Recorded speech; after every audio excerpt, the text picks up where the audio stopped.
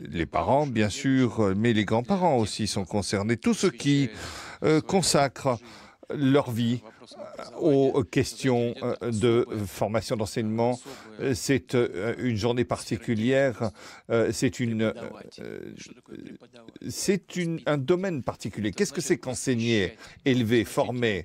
Cela veut dire consacrer une partie de sa vie aux autres. C'est pas simple, ce n'est pas juste une profession, c'est une destinée.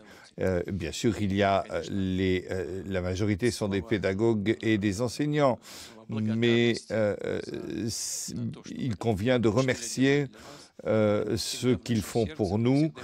Nous les gardons au fond de nos cœurs et nous les gardons dans nos mémoires. Nous gardons les enseignants, les écoliers et tous ceux qui sont autour de l'école. Bien sûr, vous avez une école particulière. À cet égard, je note que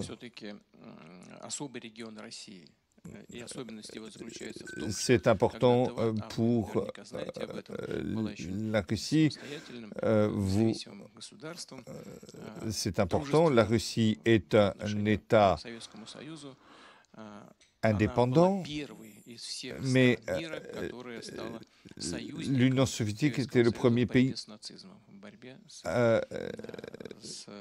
Donc, c'est un pays qui était l'un des premiers alliés de l'Union soviétique. Et en quelques heures, elle s'est unie à l'Union soviétique pour lutter contre les Allemands. Et ensuite, il y a eu la Grande-Bretagne. Et aujourd'hui aussi, ces traditions établies par nos prédécesseurs, par ceux qui nous ont présentés, nos parents, nos grands-parents, eh bien, ces traditions vivent et se renforcent. Je veux parler des dizaines de milliers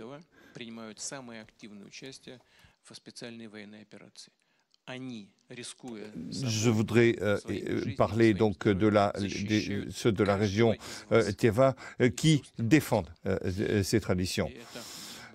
C'est un exemple lumineux de patriotisme.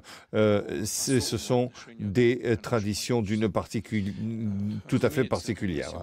Bien sûr, aujourd'hui, nous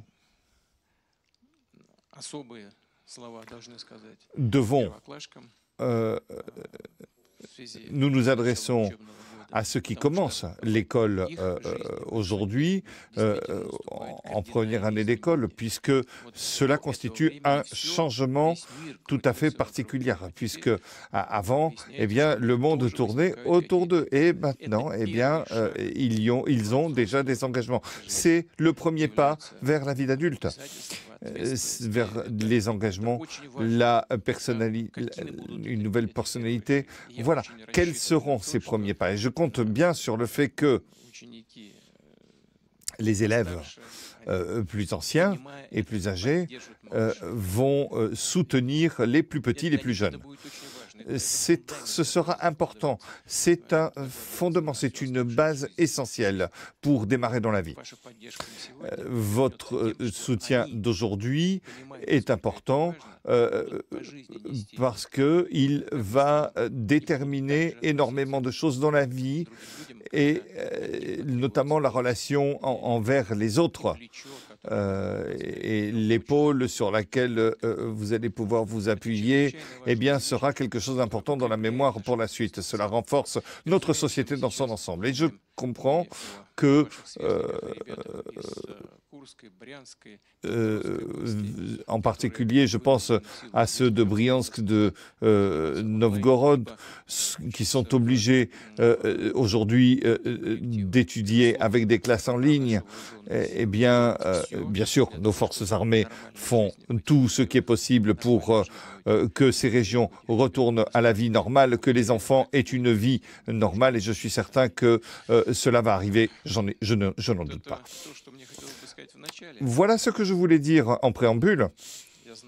Je sais et je suis certain que vous aurez des questions, des commentaires et peut-être tout simplement vous exprimer. Je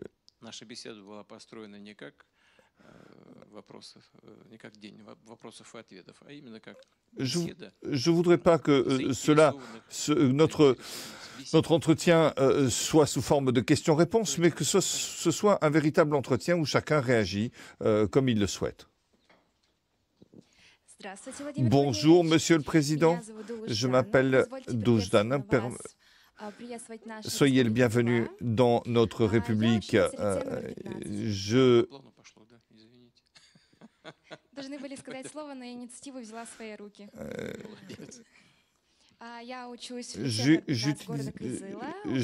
J'étudie à Kazila, donc en 11e année.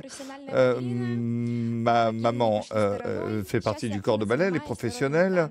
Nous faisons du théâtre, de la danse, etc. Et j'espère que je vais terminer l'école avec une médaille d'or et puis ensuite pouvoir partir à Moscou. J'ai participé j'ai représenté notre République à l'exposition VDNH à Moscou. Nous avons présenté notre République. Notre objectif était d'appeler le peuple russe à se rendre dans notre République. Les touristes viennent, mais il faut qu'on les accueille de façon confortable, qu'ils puissent voyager dans la République. C'est pourquoi, même pour les gens de notre République, eh bien, parfois, le fait de passer des vacances dans notre République, eh bien, n'est pas toujours confortable. Vous allez vous soutenir les projets de développement du tourisme dans notre République. Oui, asseyez-vous, je vous en prie. Alors, nous avons discuté du développement du tourisme, justement. Et nous n'en discutons pas seulement depuis le début de cette année scolaire, mais comme vous le savez, nous célébrons le 80e anniversaire de votre République de l'adhésion à la Fédération de Russie. Et nous discutons du développement. Le tourisme, bien entendu, est l'un des points très importants de développement parce que c'est quelque chose, c'est un point de développement pour l'économie de notre pays et c'est très intéressant. Je me suis rendu très souvent ici, vous le savez. Il y a une culture particulière, des paysages, des montagnes, des rivières. Peu d'endroits dans le monde ressemblent à votre République. Et bien sûr,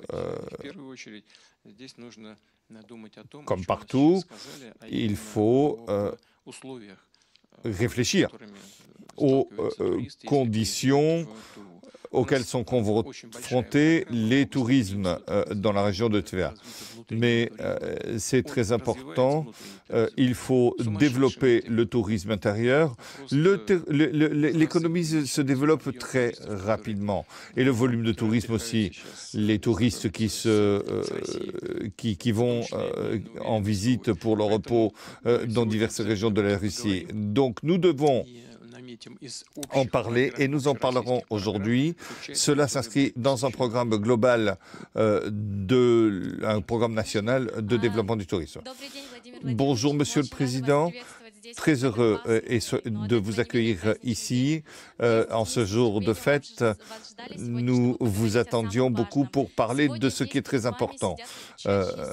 Aujourd'hui, il y a donc l'école de Kazila. Je m'appelle Julian, je suis conseiller du directeur pour la formation des enfants de la République.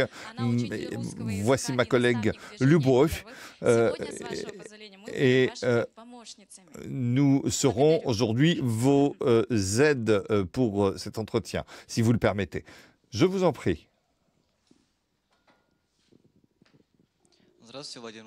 Bonjour, Monsieur le Président. Je m'appelle Petain. Je voudrais parler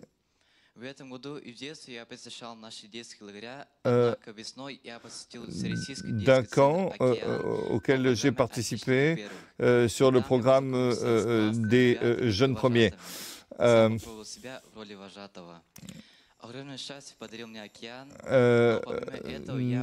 J'ai participé au projet d'échange universitaire avec l'université de Novosibirsk et de Krasnoïarsk. Cela m'a permis de me sentir étudiant véritablement dans les meilleurs systèmes universitaires de la Russie. C'est très important pour moi, pour une saison. Combien d'enfants? Combien d'enfants y avait-il? Plus de 200. Je voudrais que vous me compreniez. Les conditions, parfois, sont perfectibles. Et notre camp d'enfants avait que 3 infrastructures. C'est pourquoi je vous demande, je voudrais vous parler de mon truc. À Kaliningrad, il y a 2 ans, on vous a demandé de créer une nouvelle infrastructure. Et il s'agit de la... Elle est maintenant ouverte. Et il s'agirait de permettre que tous les enfants de la Russie puissent venir chez nous. Ça se trouve où exactement?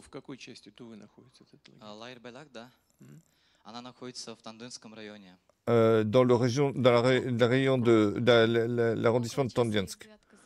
Oui, c'est à peu près de Kazis, c'est à peu près à 1 heure. Oui, il y a plusieurs camps, puisque c'est eux qui se situent autour d'un lac. Oui, nous regarderons, bien sûr. L'hiver, il fait froid. Hein. Oui, il fait très très froid l'hiver. Moins 50, hein, ça peut descendre jusqu'à moins 50. Oui, alors, justement, c'est pour ça que nous allons regarder les choses. C'est important. Asseyez-vous, je vous en prie. Il s'agit de former correctement les jeunes, les écoliers. Nous avons des points en Russie et la qualité augmente et c'est pourquoi il va falloir aussi augmenter la qualité. Donc, sans aucun doute, je vous promets que lorsque nous allons discuter avec les collègues du plan de développement, eh bien, nous serons attentifs et le gouvernement, l'administration, demandera l'intégration dans les programmes de développement de cette question. Je vous remercie. Je vous en prie.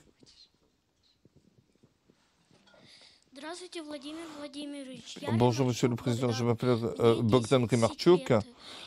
J'ai 10 ans. J'habite à Kazili. Et tu aimes Oui. Depuis combien de temps tu... Il a 4 ans. Et donc tu fais des sports d'eau ou tu fais juste de la natation? Non, juste de la natation. Et combien tu nages? 100 mètres ou quelle distance? 50 mètres en 48 secondes. Bravo. Je fais de la natation, du football, de la boxe. Et j'ai également... je suis ceinture jaune de karaté. Ah oui. Et quel sport tu préfères? La natation. Tu sais, la natation, ça prépare à tous les autres Я sports. еще увлекаюсь мототехникой. Et j'aime beaucoup la moto. Мне папа Et c'est toi помогает. qui fais toi-même tes motos? Non, il y a papa qui m'aide. Инженер. Qu'est-ce que tu veux devenir plus tard? Ingénieur. Моя мечта Mon купить rêve, себе, c'est накопить на мотоцикл. m'acheter une moto. Oui, tu sais, la moto, c'est un des transports les plus dangereux. Il vaut mieux se voyager en voiture. Je crois que ça rassure tout le monde. Накопил на машину сам. Mon papa a, pendant 14 ans, réparé des voitures. Нравится мне винт Ce que j'aime beaucoup, c'est Квадроцикле. alors, seulement sur un quadricycle, jamais en moto tout seul. C'est pas très stable. Non, mais c'est mieux en voiture, va. Мы недавно C'est mieux conduire en voiture. Qu'est-ce que tu voudrais? сдавать металлолом. Oui, c'est très très bien. Tu peux faire ça. Mais papa va t'aider pour tout ça, je suis sûr. Qu'est-ce que tu aimes le plus parmi les matières scolaires? Le russe et les mathématiques. Ouais, tu confonds un peu les deux. Ouais, non, les deux sont importants. Sans une bonne connaissance de la langue maternelle, eh bien, tu sais, c'est important dans un pays plurinational, la langue russe unit tout le monde. C'est un facteur unificateur du peuple. C'est pourquoi la connaissance du russe est l'une des choses les plus importantes. Récemment, avec papa, nous avons pêché plus de 6 kilos de poissons. Et qui c'est qui les a portés? C'est toi, papa? Non, papa m'a aidé, mais c'est moi qui les ai pêchés. Ouais.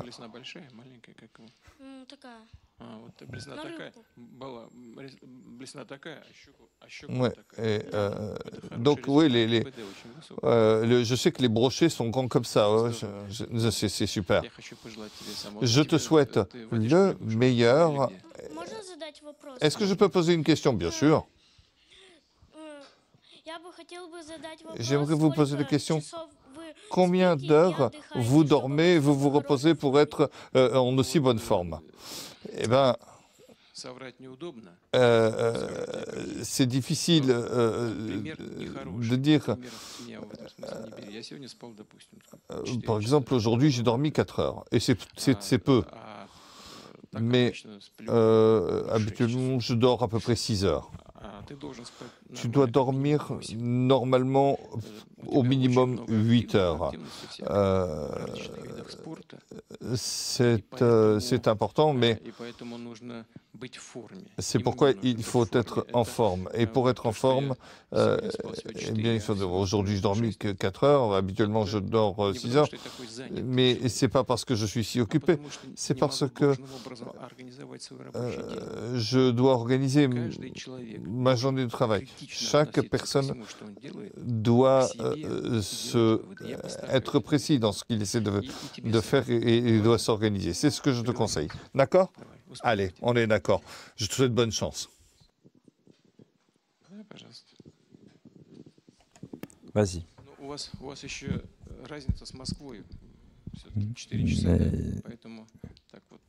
Les fuseaux horaires sont différents. Et moi, je travaillais. Combien d'heures dors-tu? 8 heures. Oui, bravo. Bonjour, Monsieur le Président. Je m'appelle Alissa. J'étudie dans un lycée de la ville de Kyzyl. Je suis une personne très créative et j'essaye Et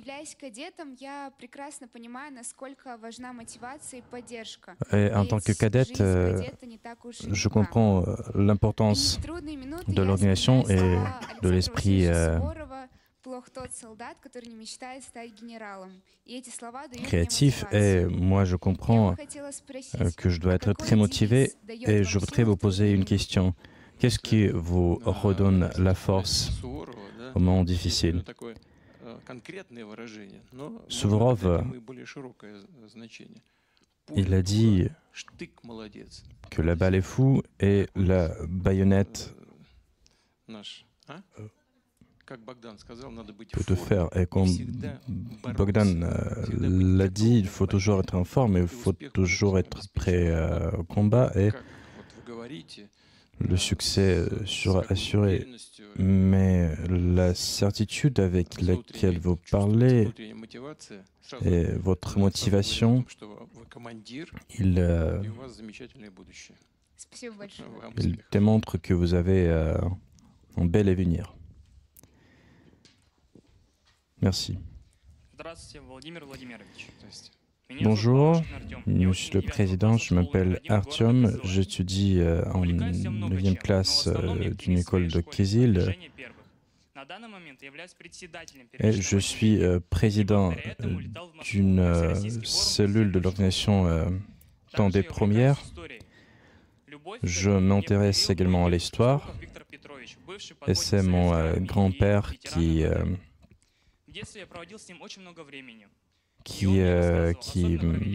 m'a raconté des événements historiques. J'ai passé beaucoup de temps avec mon grand-père.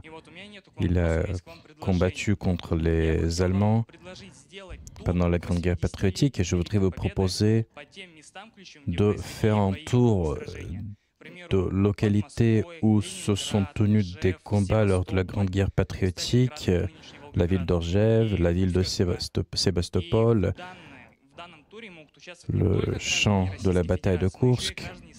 Et je propose d'inviter à ce tour de localité historique des citoyens des pays de la communauté des États indépendants. C'est une très bonne idée et à cet égard, nous pouvons nous rappeler les paroles de Vladimir Vysotsky qui disait «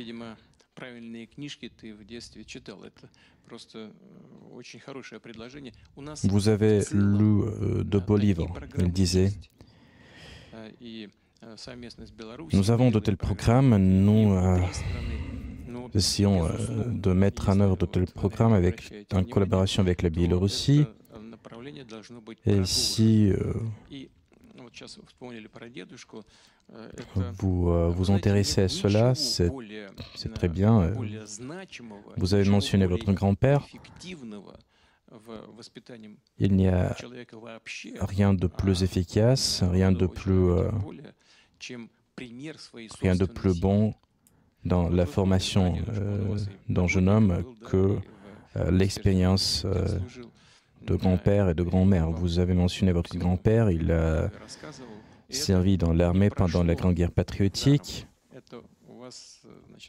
Il vous a beaucoup raconté et cela a bien sûr contribué à votre mentalité, à votre vie.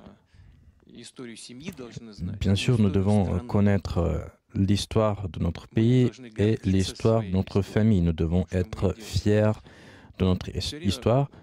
C'est ce que nous faisons. Et nous devons toujours nous expliquer l'importance de ce que notre peuple a fait pendant les siècles. Et nous devons bien sûr nous souvenir de personnes qui ne sont plus avec nous, des personnes qui ont combattu contre le nazisme, nous devons nous rappeler de ceux qui se battent aujourd'hui contre ceux qui essayent de supprimer la culture russe et la langue russe. C'est très important pour nous tous C'est très important pour nous tous, et non pas pour ceux qui ne sont plus avec nous. C'est important pour nous tous aujourd'hui et pour les générations à venir. Et nous devons le faire, nous devons nous en occuper. Et j'essaierai à faire en sorte que vous et vos camarades ici, dans la région de Tiva, participent à des événements de tel genre. Et je voudrais en parler à mes collègues de l'administration présidentielle et j'espère que vous ferez partie de ces événements et de ces programmes.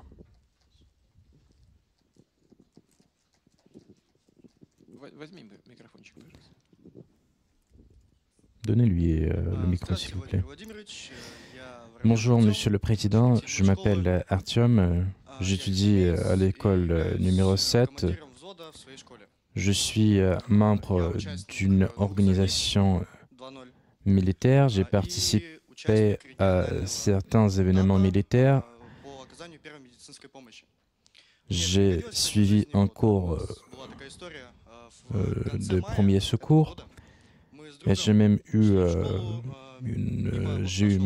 l'occasion d'utiliser mes connaissances. Moi et mon ami, nous allions à l'école. Une femme nous a appelés. Elle a dit qu'une fille avait besoin d'aide. Et nous nous sommes dépêchés, nous nous sommes rendus sur le terrain. Cette fille, elle voulait commettre un suicide, elle était dans l'eau et nous l'avons aidée. Moi, je veux, après l'école, je veux entrer dans l'académie militaire, l'académie militaire suprême de la Fédération de Russie, et après, je veux participer à l'opération militaire spéciale. Et j'ai une question, j'ai plutôt une proposition. Dans notre République, nous n'avons pas de base pour former ceux qui veulent devenir militaires. Comment ça, vous avez des écoles militaires? Mais vous devez entrer dans ces écoles militaires. Oui, vous devez un peu travailler pour entrer dans ces établissements. Oui. Mais je voudrais vous proposer d'organiser un cours gratuit, un cours payant pour préparer, pour former tous ceux qui veulent devenir militaires. J'ai compris. Ça fait plaisir que vous y pensez. Ça veut dire que vos proches, vos amis, ils vous incitent à penser, ils vous invitent à penser à votre avenir. Et vous avez mentionné l'opération militaire spéciale. Et dans ce cas-là, on peut effectivement dire que les unités qui participent à l'opération militaire spéciale, ce sont des unités élites. Et moi, je sais mieux que personne que nos forces armées remplissent leurs devoirs, ils effectuent des missions de combat sur la ligne de front. Qu'est-ce que nous devons faire?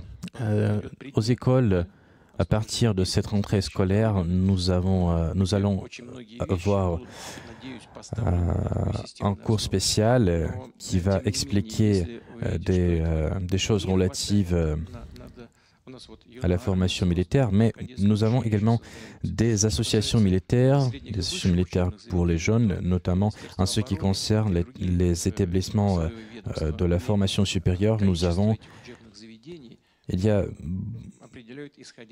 un grand nombre de ces établissements, mais le ministère russe de la Défense, il définit le nombre précis de ces établissements pour que nous n'ayons pas de déficit. Et vous avez parlé de la formation de ceux qui veulent devenir militaires. Peut-être Dans ce cas-là, nous allons faire mieux. Merci pour votre signal et je vais bien sûr en parler à mes collègues. Merci. J'ai parlé de cours de formation, mais si vous avez parlé d'associations militaires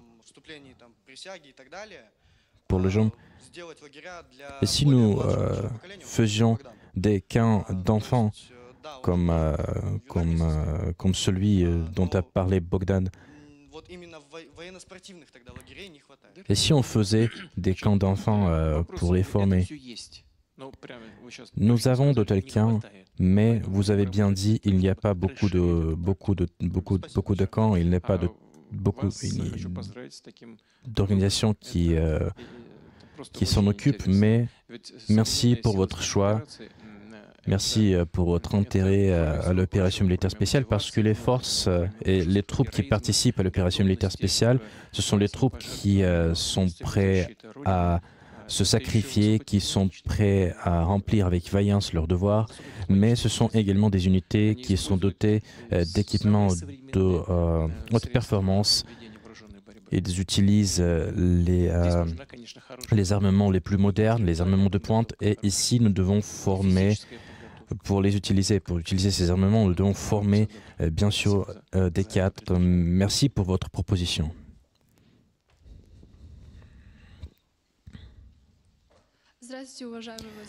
Bonjour, Monsieur le Président. Je m'appelle Jana. J'ai 16 ans.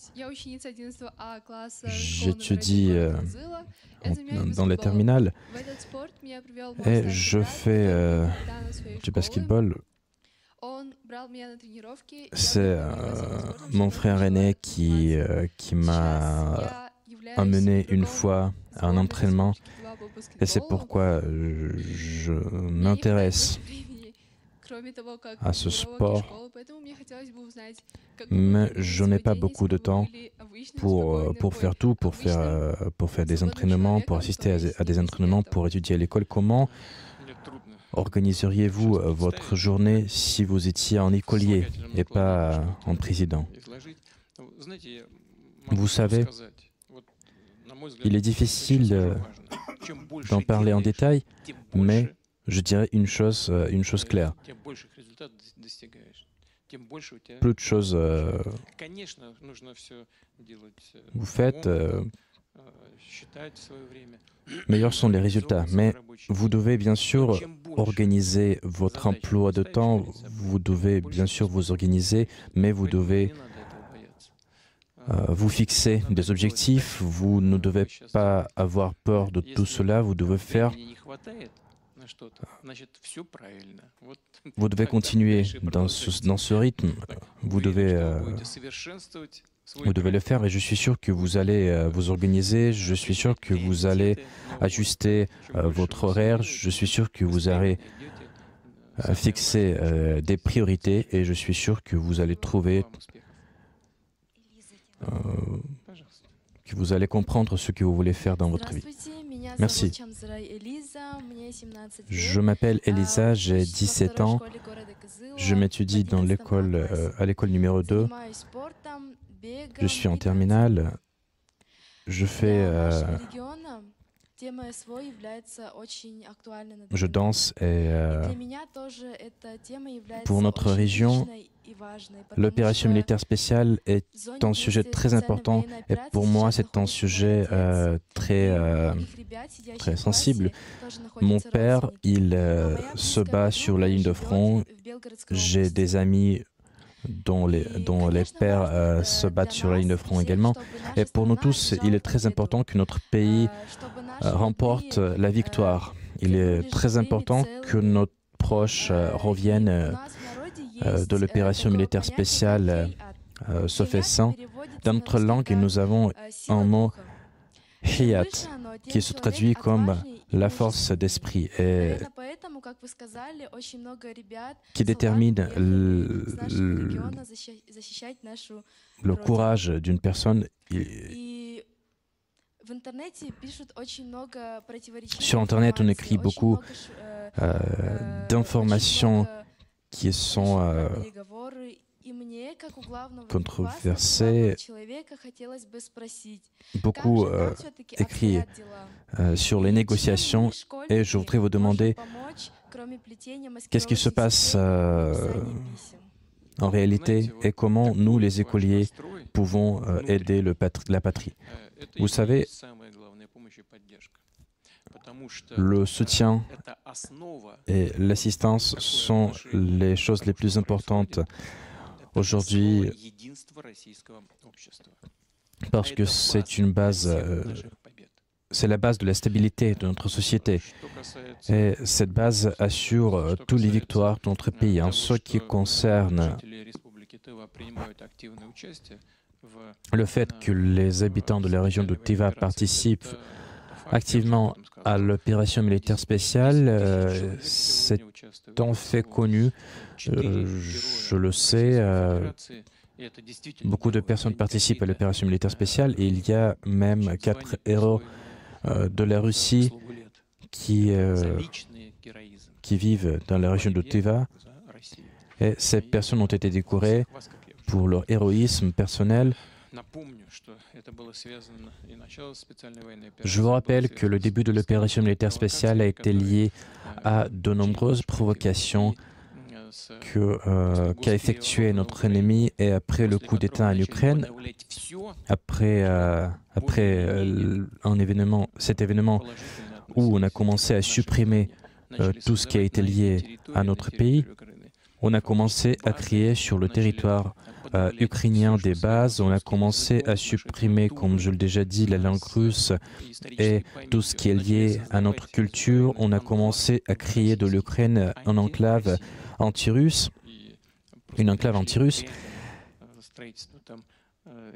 et ils ont procédé à la création de bases militaires étrangères sur le territoire ukrainien. Ils ont commencé à persécuter ces personnes qui pensaient autrement. Nous voulons protéger ceux qui vivent dans le Donbass, nous voulons protéger l'avenir de la Russie parce que nous ne pouvons pas nous permettre qu'on crée sur le territoire adjacent à la Fédération de Russie quelque chose qui puisse nuire à la Fédération de Russie. On ne peut pas permettre qu'on essaye de déstabiliser les situations en Russie. Donc vos amis,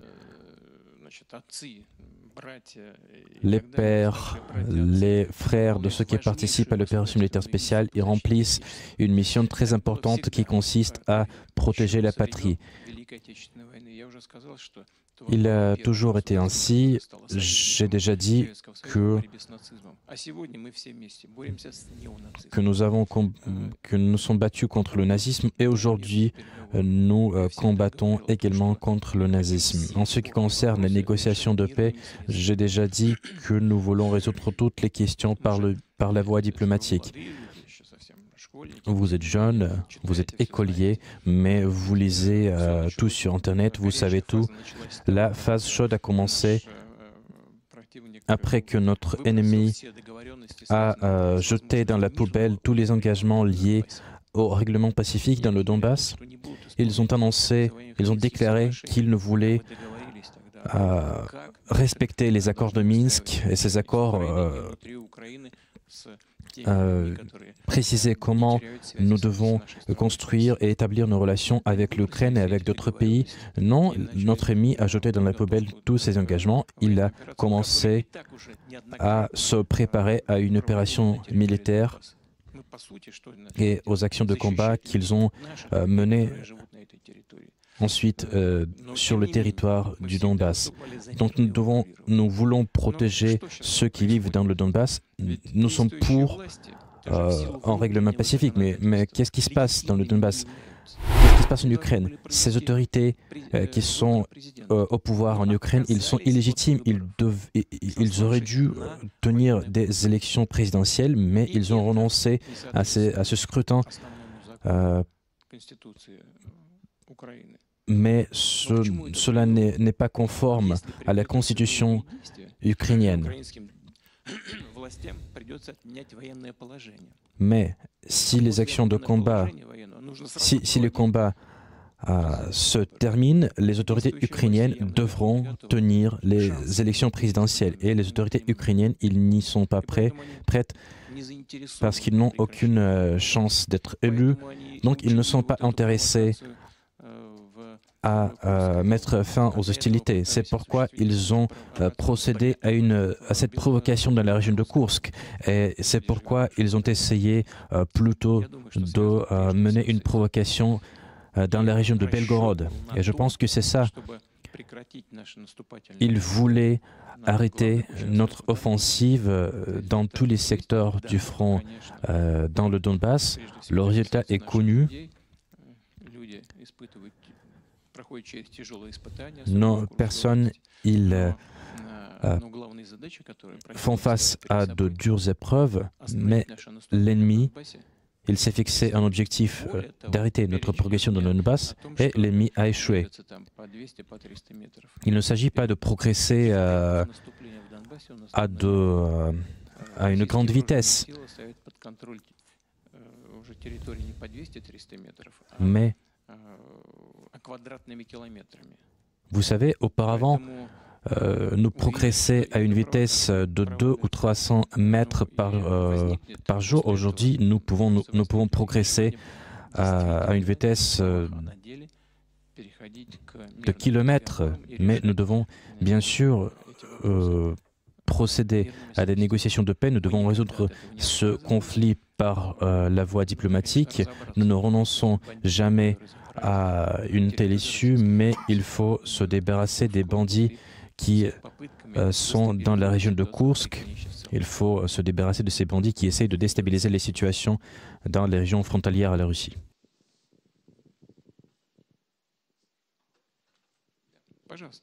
Je vous en prie, transmettez le micro, s'il vous plaît. Bonjour, Monsieur le Président. Je fais partie d'une équipe dirigeante de j'ai une question. Quelle est votre question exactement? Moi, j'ai une question. Qu'est-ce que vous faites?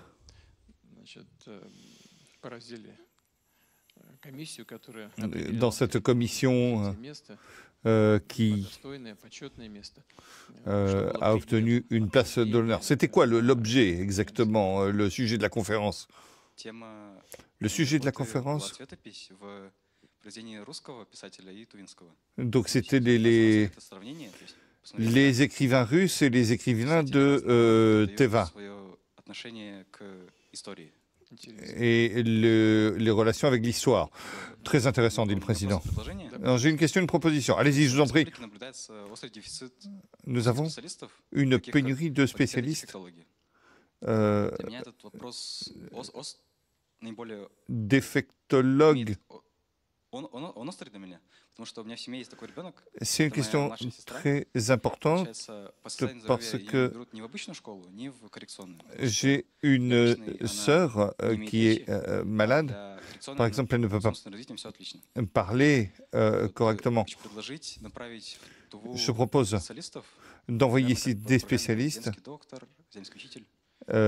des doctoresses, des enseignantes. Quel âge elle a? Elle aura 7 ans cette année. Ah, c'est déjà une grande fille. Alors, tout d'abord, je vais voir ce qu'on peut faire concrètement pour ce cas. Le cas de votre sœur. Et d'une manière générale, ce travail est très important. Dans les premières années de la vie, lorsque la parole commence, c'est très important pour l'avenir de la personne. Et c'est très bien que vous y soyez attentifs. Je vais donc parler avec les ministres concernés pour voir comment nous pouvons faire. C'est important de déterminer aussi la quantité d'enfants qui ont besoin de cette aide. Peut-être que cela peut s'inscrire dans une structure interrégionale, mais je vous promets en tout cas d'aborder la question. Je vous en prie. Bonjour, Monsieur le Président. Je m'appelle Andarien, je suis au lycée numéro 15 en 11e classe, en terminale. J'aime beaucoup l'histoire et l'anglais. J'ai participé aux Olympiades dans ces domaines. J'ai reçu une note médiocre en anglais, mais en fin de compte, j'ai décidé de me mettre à la pratique de l'anglais. Et aujourd'hui, je m'intéresse aux relations de la Chine et de la Chine. Est-ce que le chinois va devenir aussi populaire que l'anglais? Nous étudions les langues européennes, mais je pense que c'est très important que le chinois soit utilisé et soit étudié par les Russes. Vous savez, l'intérêt de la situation et les situations d'une manière générale dépendent du rôle que les pays jouent. Cela se comprend, cela concerne l'histoire, la culture, mais l'intérêt envers les langues est très important. C'est important pour l'économie. Comment pouvons-nous avoir des relations économiques si nous ne parlons pas les langues? C'est important aussi pour l'éducation, les sciences et pour les relations bilatérales. Aujourd'hui, il y a un intérêt croissant en faveur de la langue chinoise. Pourquoi? Parce que nous avons beaucoup de contacts, parce que nos entreprises se développent. Il y a beaucoup de partenaires, il y a beaucoup de partenariats entre la Chine et la Russie. Donc, c'est très important. Il y a plus de 200 milliards d'échanges commerciaux entre nos deux pays. Et ce volume ne fait qu'augmenter. Cela concerne bien sûr les biens qui vont dans un pays ou dans un autre, mais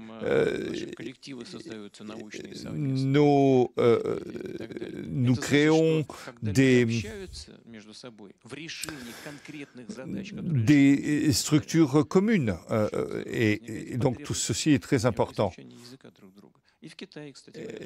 Et d'ailleurs, en Chine aussi, l'intérêt pour le russe augmente. Des membres de ma famille étudient aussi le chinois et parlent couramment. Cela ne signifie pas du tout qu'il nous faille oublier notre intérêt en faveur de l'anglais. Une grande langue. Cela permet l'union des cultures, des connaissances. Nous ne renonçons à rien. Nous n'avons pas de langue ou de pays que nous n'aimons pas. Il y a des élites que nous n'aimons pas. Ça, c'est autre chose. Mais nous avons des relations séculaires avec ces pays. Et donc, l'intérêt est trop grand. On ne menace pas un pays comme la Russie. On peut freiner notre développement, ne serait-ce qu'un peu, et encore un peu, mais certains l'ont dit, il est dit qu'on voulait morceler la Russie, mettre la Russie en pièces, mais cela n'est pas possible. La Russie et la Chine sont des alliés et bien sûr dans le secteur de l'économie, le secteur humanitaire, le secteur de la culture, etc. Eh bien, la connaissance de la langue est absolument nécessaire. Donc, s'agissant du volume des échanges, eh bien, la Chine est le numéro 1 dans le monde. Ensuite, il y a l'Inde.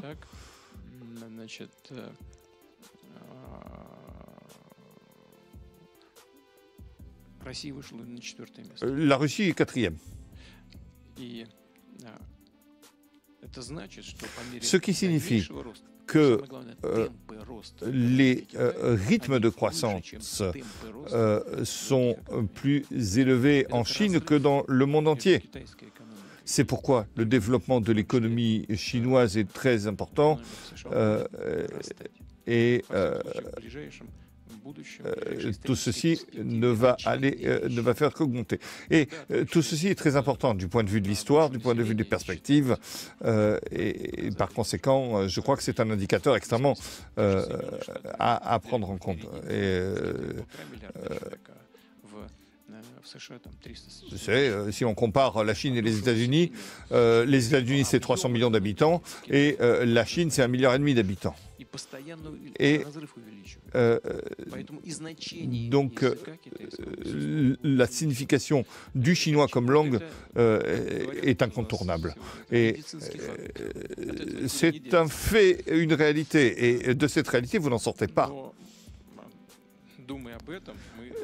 Donc, si l'on réfléchit à tout cela, nous ne devons pas oublier le rôle du russe, avant toute chose comme langue unificatrice de tous les peuples de la Fédération de Russie, et deuxièmement, comme langue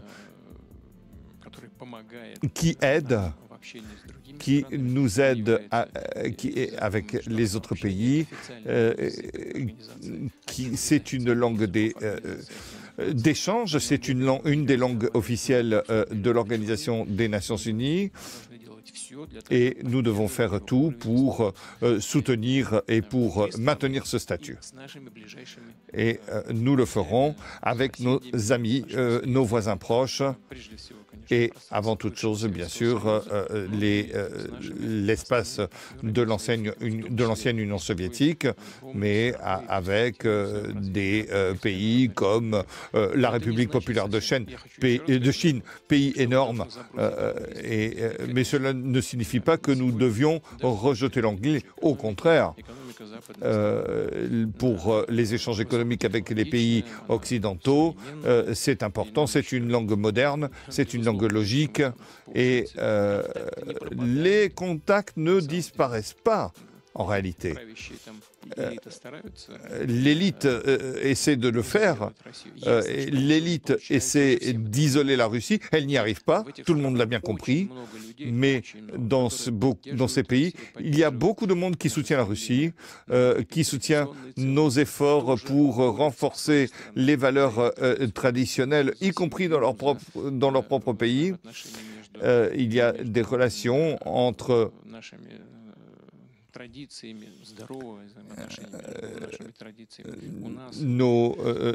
il y a des relations traditionnelles et tout ceci est nécessaire. Alors ne rejetez pas l'anglais mais c'est valable pour d'autres langues d'Europe et du monde. Je vous remercie de votre réponse, Monsieur le Président. Je vous en prie, allez-y. Monsieur le Président, bonjour. Je m'appelle Shultagir. Je suis en 10e classe au lycée numéro 7. Demain, j'aurai 16 ans. Je suis vice-président du Conseil des premiers de la ville de Kazil et je fais du sambo et du judo. Ah ben voilà, on a un point commun. Il y a 2 ans, mon père m'a dit « Fais du judo ». Et je suis allé avec lui. Et quand je suis sorti de la salle, et j'ai enfilé le kimono. Et quand j'ai vu les enfants en kimono, j'ai dit je veux faire les mêmes. Et grâce aux efforts, et j'ai occupé les premières places dans les tournois interurbains. Et donc je continue de faire du sport. J'aimerais être pilote. J'aimerais rentrer à l'école de Saint-Pétersbourg, l'école de l'aviation civile. Oui. Oui, elle est dans l'avenue Litine, oui, à Saint-Pétersbourg. C'est une très très bonne école, très solide, dit le président.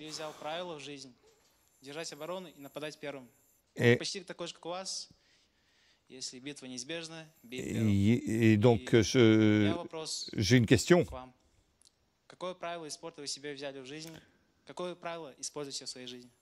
Quel est le sport que vous préférez? Alors, vous avez parlé de notre sport commun préféré, vous avez parlé du sambo également, Nous avons un groupe, toute une section qui est passée au judo. Il y a eu une fédération du judo de l'URSS. Il y a une différence, bien sûr, mais il y a une règle très bonne au judo. La souplesse. La souplesse, c'est très important et c'est une règle très importante, applicable pour la vie dans son ensemble. Comme je l'ai dit, c'est très important.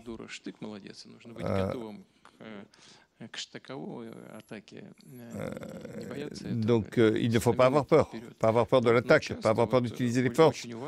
C'est important, en tout cas, pour gagner.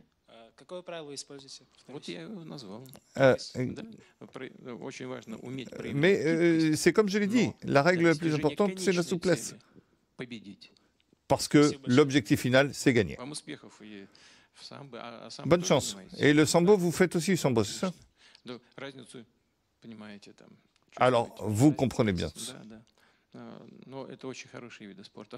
C'est un très bon sport, surtout pour les filles, pour les hommes, pour les femmes, pour tout le monde. Les sports d'équipe aussi, c'est important. Le basket, le foot, les sports d'équipe. Oui, il y a des équipes, mais quand vous êtes sur le tatami, il y a vous et l'adversaire. Et tout dépend de vous personnellement. Et c'est très important pour former le caractère de l'homme. Monsieur le Président, nous comprenons que vous êtes extrêmement occupé, mais est-ce que vous avez le temps de prendre encore 2 ou 3 questions déjà? Allez-y, allez-y, je vous en prie. Bonjour, Monsieur le Président. Je m'appelle Umoro Ayuna. Je suis à la 11e école de la ville et je suis en 11e année. J'aime chanter. Vous dites qu'il n'y a pas assez d'institutions dans lesquelles on fait de la formation pour les futurs militaires. J'ai compris qu'il n'y avait pas assez, mais d'accord, j'ai compris. J'aime beaucoup faire du sport, de la boxe. J'ai participé à beaucoup de compétitions sportives. Excusez-moi de vous interrompre tout le temps. Vous faites de la boxe. Vous avez regardé les Jeux Olympiques? Ou quelqu'un qui est devenu une femme? Oui, cette année. Qu'est-ce que vous en pensez de ça? Vous savez, c'est d'abord pas très juste, s'agissant des autres filles qui se sont préparées longtemps à cette compétition. Oui, je pense qu'il faut... j'ai parlé de souplesse pour gagner, mais vous dites que c'est pas juste. C'est pas un peu injuste, c'est tout simplement injuste. Et l'Italienne a dit, donc juste pour pouvoir se faire passer pour une femme, pour casser la figure aux autres femmes, c'est pas très très jeune. Donc, et cela va tuer le sport féminin. Et, il faut le dire, quel que soit le type de sport, cela risque tout simplement de ruiner totalement le sport féminin, quel que soit le sport. Oui, je suis d'accord, pleinement d'accord avec vous. Alors, j'ai participé à une compétition sportive.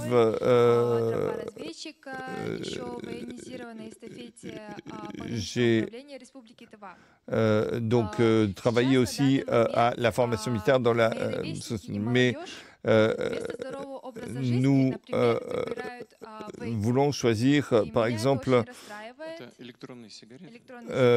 nous faisons du vapotage. Cela me met en colère parce que j'ai voulu prendre une initiative pour augmenter les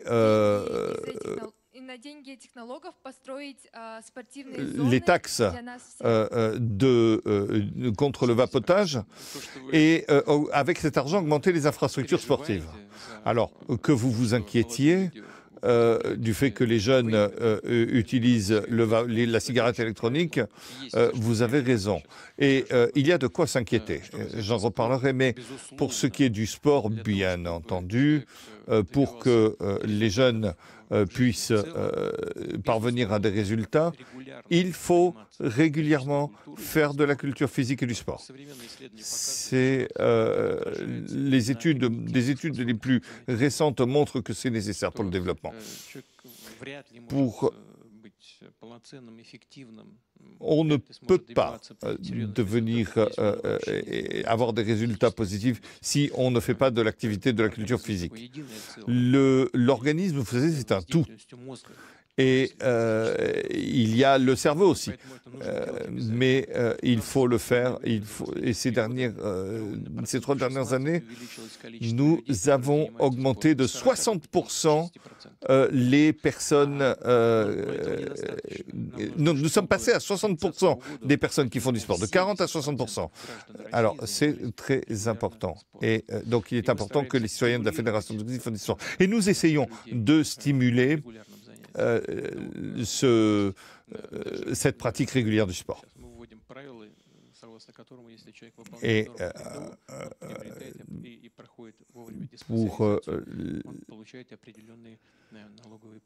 pour ce qui est donc de la TVA, eh bien nous y réfléchissons. Nous essayons de créer de nouvelles structures dans tout le pays. Je crois qu'il y a 350 grosses structures sportives financées au titre du budget fédéral. Ce sont des bons programmes, mais bien sûr, il faut une motivation interne pour l'activité physique. Et il faut une compréhension pour parvenir à cela. Surtout pour les jeunes. On croit que c'est la mode, on croit que c'est important de fumer la cigarette électronique. Mais personne ne pense au fait que cela influe cela crée des problèmes pour la mémoire, pour l'état physique général, des problèmes liés à l'immunité, parce que les poumons, même si elle est électronique, cela introduit des micro-organismes dans les poumons et cela baisse l'immunité. Et pour les jeunes, et c'est très important, cela influe sur les fonctions reproductrices pour les hommes et pour les femmes. Donc la possibilité d'avoir des enfants à l'avenir sont diminuées. Donc c'est quelque chose de très important. Et lorsque on pense que c'est génial et que c'est la mode, eh bien il faut connaître aussi ces éléments et y réfléchir. Peut-on augmenter les taxes? Eh bien, nous l'avons déjà fait. Je crois qu'on les a déjà multipliées par 2. Mais vous savez, il y a une limite. Nous, en Union soviétique, il y avait cette formule. Limiter et interdire. Alors, où est-ce qu'on peut l'interdire? Bien sûr, il y a une limite où l'interdiction ne fonctionne plus. Et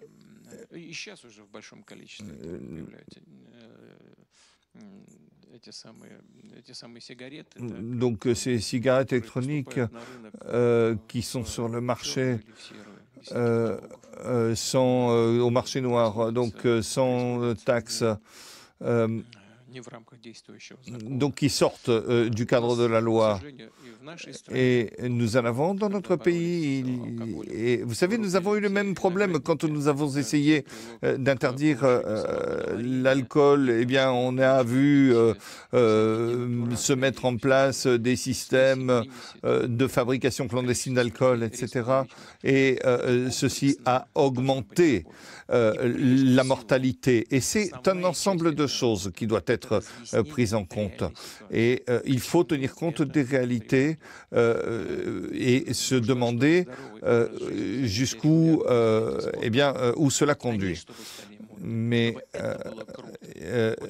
il faudrait que le sport soit encore plus à la mode, que ça, ce soit génial. Et voilà ce qui est génial, c'est le sport, la volonté, l'organisation et le fait de travailler sur soi-même. Voilà le résultat. Et donc pour pouvoir parvenir à une bonne place dans la vie. Mais vous savez, interdire fumer la cigarette électronique, il n'y a pas d'héroïsme. Voilà, non, t'es génial quand tu vas sur le tatami. Là, t'es génial. Voilà, mais c'est pas tellement génial. Hein. Ça vaut rien du tout. Hein. Voilà. Donc. Tous ensemble,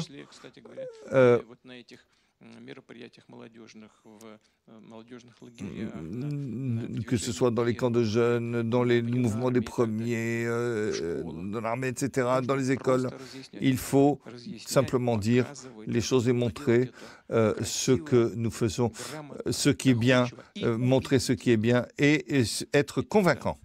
Et là, nous pourrons garantir les choses. Merci beaucoup. Merci à vous.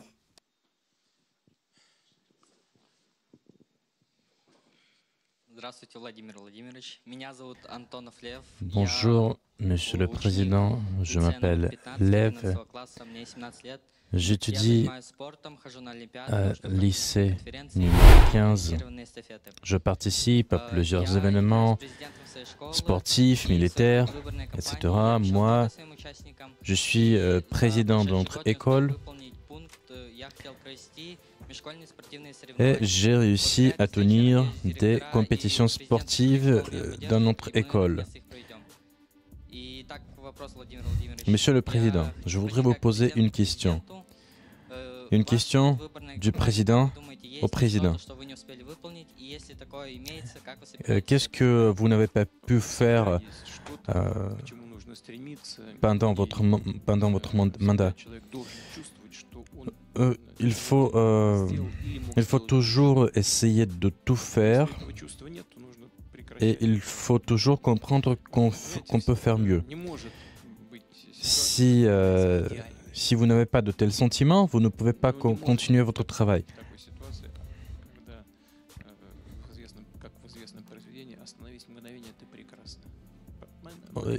On ne peut pas arrêter le temps.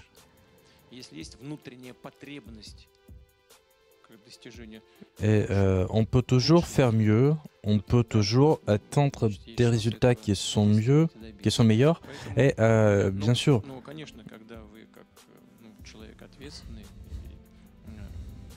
mais lorsque vous donnez des promesses, vous devez comprendre si vous pouvez tenir ces promesses. Nous en avons déjà parlé. Vous parlez de compétitions sportives. Ce sont des choses qui sont interconnectées. Il faut faire en sorte que des personnes puissent remporter la victoire dans ces compétitions. Il faut que les personnes participent à ces événements sportifs et ils ne doivent pas fumer des cigarettes. Et le sport, par contre, il donne une opportunité pour se développer, il donne une base pour le développement personnel, vous devez faire tout ce que vous pouvez et vous devez tenir toutes vos promesses, bien sûr, si vous êtes président. Merci, Monsieur le Président. Je m'appelle Arina, j'ai 14 ans. J'étudie à l'essai numéro 15. J'ai participé à plusieurs compétitions, à plusieurs concours et j'ai de bonnes notes à l'école. J'aime voyager avec ma famille en Russie. J'ai visité plusieurs villes. J'ai visité la ville de Sochi, d'Irkoutsk, de Bakan. Quelle a été votre ville préférée? J'ai bien aimé la ville de Sochi parce qu'il fait très beau. Et nous voyageons 2 fois par an avec notre famille. D'habitude, nous voyageons en avion, mais les billets d'avion deviennent plus chers chaque année. Monsieur le Président, j'ai une question. Est-ce qu'on va continuer à créer des chemins de fer? Nous avons de grands projets en ce qui concerne la construction de chemins de fer et nous allons également développer le polygone de l'Est. C'est un projet qui est lié au développement général des transports en Russie et qui est lié au développement de nos marchés asiatiques parce que, comme je l'ai déjà dit, notre volume commercial augmente et nous allons bien sûr construire ces chemins de fer.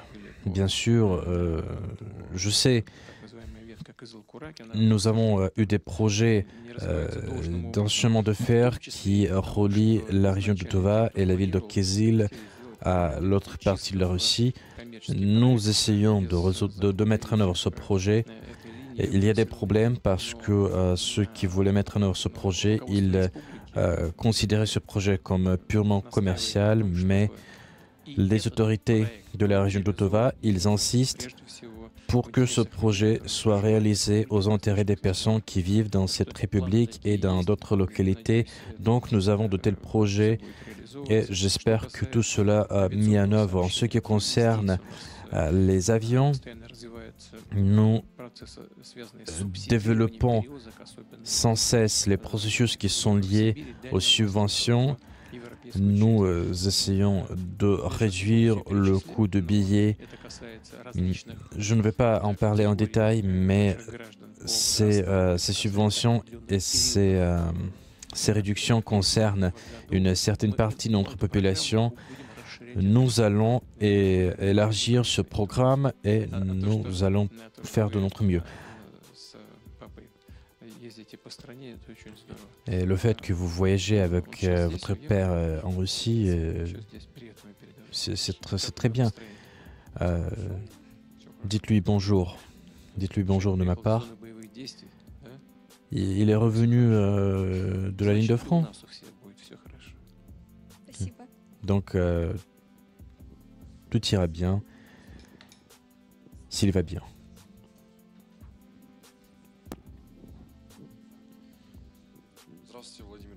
Bonjour, Monsieur le Président. Je m'appelle Georgi Alexeyev. Je suis élève officier d'une école de la ville de Kyzyl. Je fais du combat rapproché pendant plusieurs années. Il y a peu, j'ai passé un examen et mon attrait pour le sport a été salué par mon entraîneur et mon entraîneur m'a aidé à développer mes compétences militaires. Pourquoi les compétences militaires? Parce qu'il a commencé à me mener à des événements sportifs, à des événements militaires. Auparavant, je ne pensais pas à mon futur métier, mais après que mon entraîneur a commencé à m'inviter à plusieurs événements, j'ai commencé à réfléchir à mon futur métier et j'aspire à adhérer dans l'Académie militaire de Novosibirsk. D'après mes amis qui font leurs études dans cette académie, des unités élites viennent dans cette académie et ces élites, ils sélectionnent des personnes et moi, j'aspire à faire partie d'une de ces unités. Et j'ai une question, pourquoi est-ce que vous avez choisi votre métier? Et vous?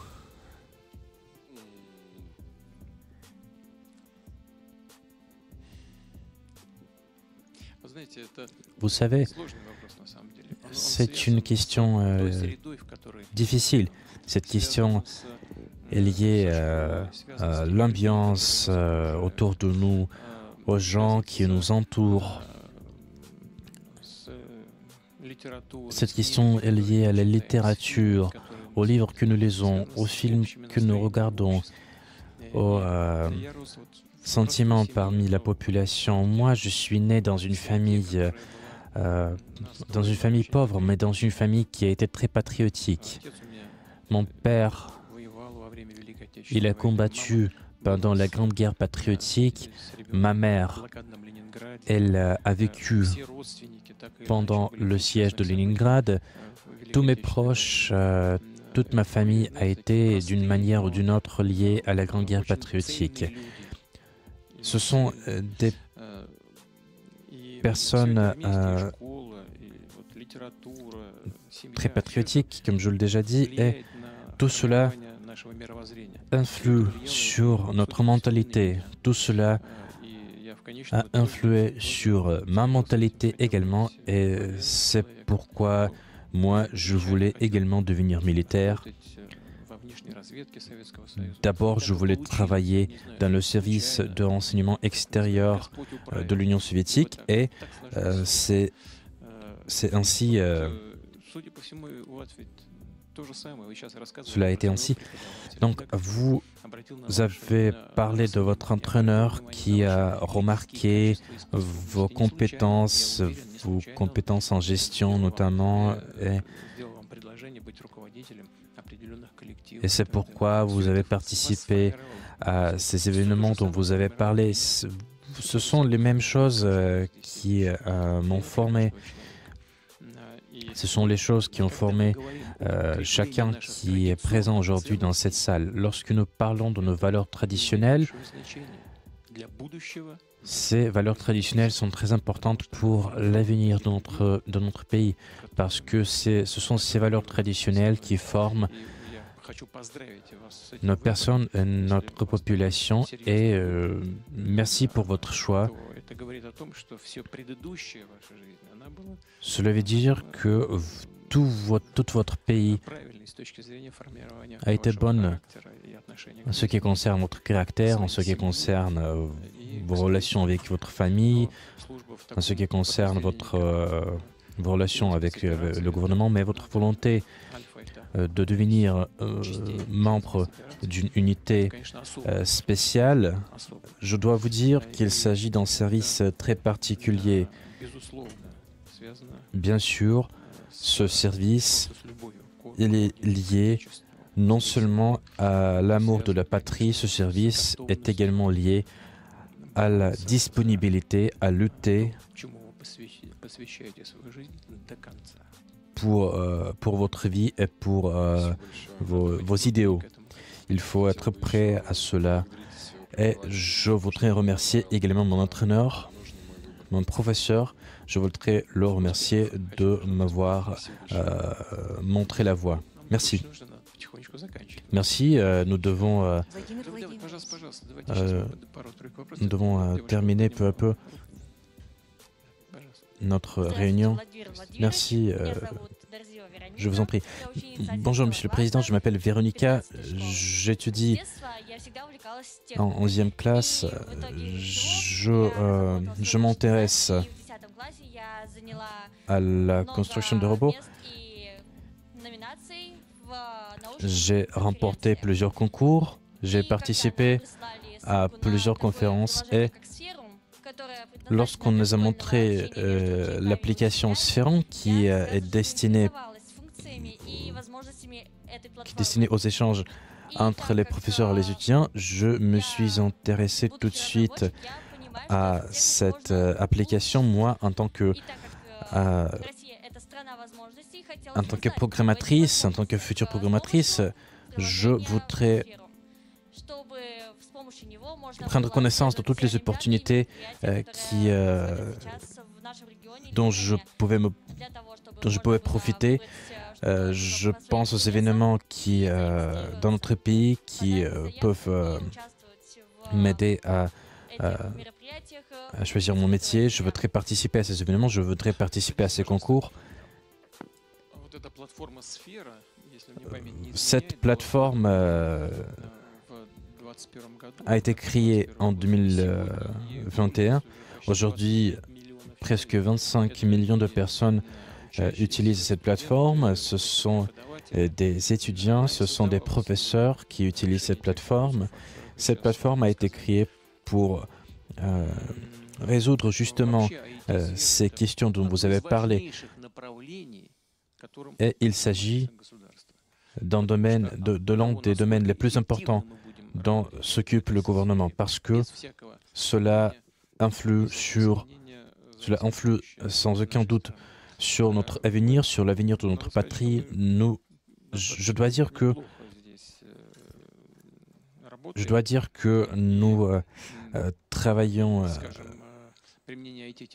d'une manière appropriée en ce sens, et la mise en œuvre de l'intelligence artificielle dans notre pays est très importante aujourd'hui, mais nous devons aujourd'hui, bien sûr, faire en sorte que les services publics soient fournis sous une forme digitale. Ceux qui travaillent dans ce domaine, ils savent que le gouvernement propose un nombre de subventions pour que ce domaine se développe à un rythme accéléré. Par exemple, nous avons les spécialistes dans ce domaine, ils ne paient pas d'impôts.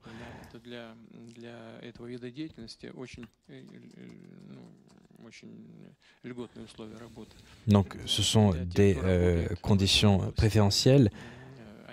Ceux qui travaillent dans ce domaine, ils peuvent bénéficier d'un crédit immobilier à un taux réduit. Donc, nous avons tout un éventail de mesures de soutien, mais nous devons faire en sorte que tous les services soient fournis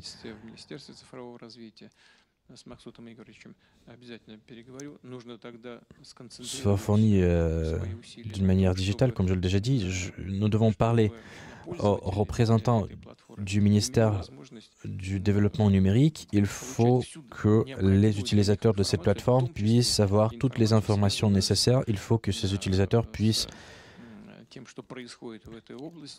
comprendre tout ce qui se passe dans ce domaine et qu'ils puissent participer aux événements dont vous avez parlé. Merci. Je pense que nous devons terminer notre réunion. Monsieur le Président, les gars ont demandé de faire une photo avec vous. Merci pour cet entretien. Merci. Je comprends que vous représentez de différentes associations, de différentes écoles de la République. Donc, je vous prie de transmettre mes meilleurs vœux à vos amis et à vos camarades. Merci. Bonne rentrée. Ce discours de Poutine met en lumière l'importance du patriotisme et de la résilience pour les jeunes générations russes. Alors que la Russie traverse une période de forte tension internationale, comment pensez-vous que ce message résonne auprès des élèves? Partagez vos réflexions dans les commentaires ci-dessous et dites-nous ce que vous pensez de la place du patriotisme dans l'éducation des jeunes. N'oubliez pas de vous abonner pour plus de contenu sur la Russie et la politique internationale. À très bientôt.